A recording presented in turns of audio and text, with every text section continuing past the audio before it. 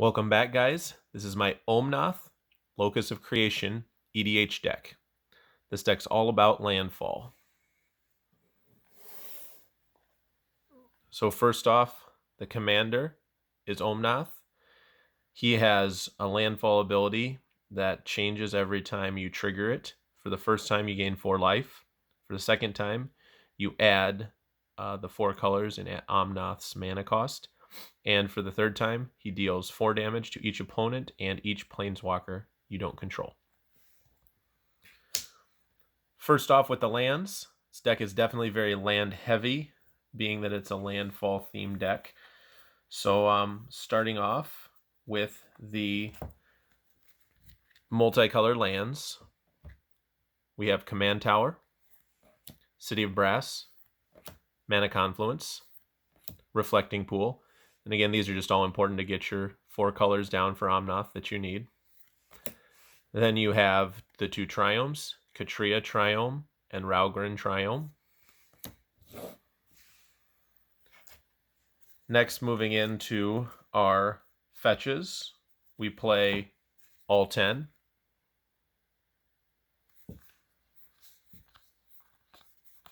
Got a lot of the nice original expeditions in here. Next, to pair with those fetches, we play the 6 shocks that we can play in our colors.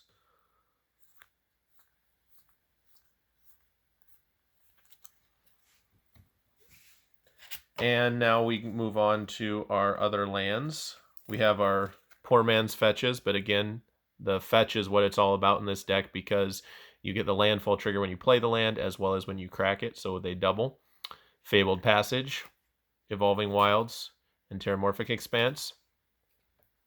And then we got some ramp lands that, these are great because, again, they give you the extra landfall and they also ramp you. Myriad Landscape, Crocian Verge. And then a couple older lands that give you some extra landfall. You got Thawing Glaciers. It's very slow, but gives you constant stream of land. And Undiscovered Paradise returns your hand, but gives you, again, reusable landfall. And Field of Dead is our landfall land that just makes zombies. Then lastly, in our mana base, we have our basic lands. We have our standard basics. We've got 1 Plains, Island, Mountain. Then we have 5 forests, because again, this deck is very green heavy. And then for our snow-covered lands, we've got 1 Plains, Island, Mountain, and again, 5 snow-covered forests. So that's the mana base. Moving on to the creatures, guys. The creatures is by far the heaviest component of the deck other than lands. So we had 46 lands. We have 27 creatures. So the first set of creatures I'm going to show you is our landfall creatures. And they're just sorted here, I believe, by color. So we've got our white ones, Admonition Angel, Ameria Angel, and Ameria Shepherd. Green, we've got Avenger of Zendikar, Lotus Cobra, Rampaging Baloths, Scoot Swarm, then red Spitfire Lagak. Oh, and Tireless Tracker, not landfall keyword, but it's the same thing, makes clues with landfall. Then our multicolored creatures, again, a non-landfall landfall ability on Omnath, Locus of the Royal. Omnath, Locus of Rage. And last, in our mono Omnath deck, Omnath, Locus of Mana. The worst of them all, not the greatest card, but you got to play all the Omnaths. Then Tatiova, again, nice landfall trigger with drawing a card, gaining life. Moving on now after those were our landfall creatures. Now these are our creatures that give us extra land drops. So Oracle Moldiah, it's your staple, great, giving you extra lands. Course of Crufix doesn't actually give you extra drops, but gives you extra access. Dryad of Elysian Grove, Azusa, double extra. Wayward Sawtooth, extra. Mina and Den, extra. Radha, similar to the Oracle, doesn't give you extra, but gives you access to the top of your library. Now got a couple guys who play lands from the graveyard, Random Up Excavator, and Ancient Green Warden. This one is awesome too because great for this deck. It also gives you double all your landfall triggered abilities. Every time you have a landfall, you get to trigger the ability twice.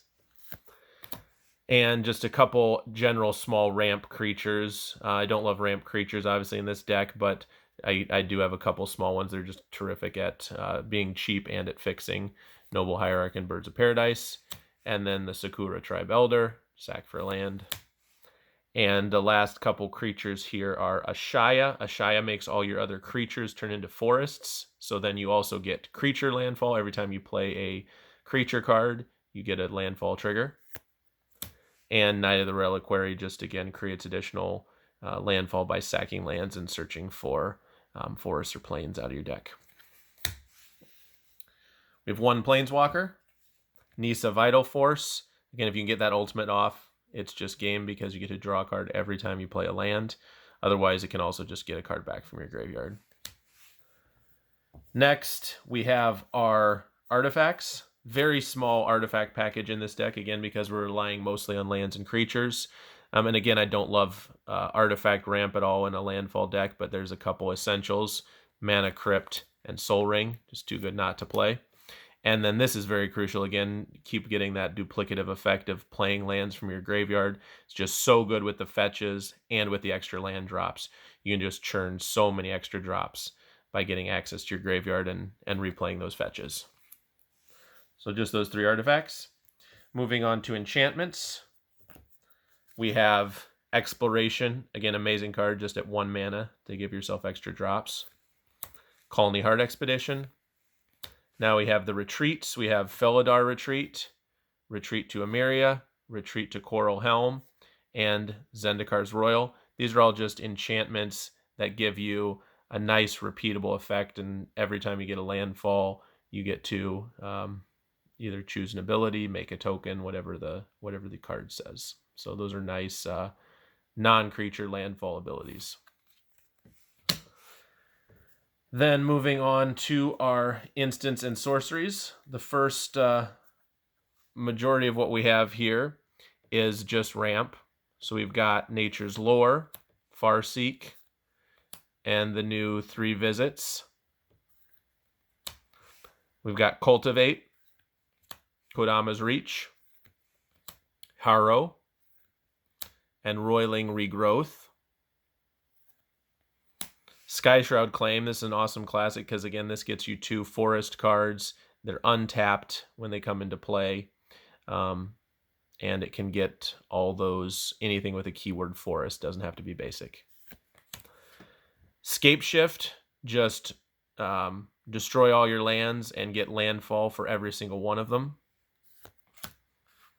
Same thing here with Nahiri's Lithoforming, not as good, but you get to sacrifice your X lands and draw X cards and play X additional lands. So a little riskier, but again, great to just get tons of landfall triggers when you're stuck. And Splendid Reclamation.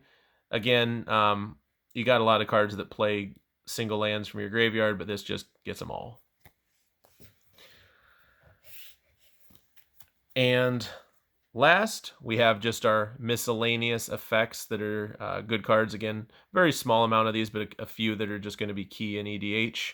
We've got our Cyclonic Rift, Swords to Plowshares, and Path to Exile for creature removal. And for protection, we've got Fierce Guardianship. That's huge. Plays for free when Omnath is down. Counter a non-creature spell. And lastly, Heroic Intervention.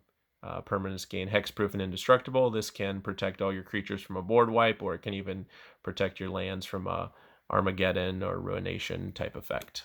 So guys, that's our Omnath EDH deck. Take another look at him in the full art foil Zendikar showcase frame. So yeah, again, Omnath, Locus of Creation, all about the fetch.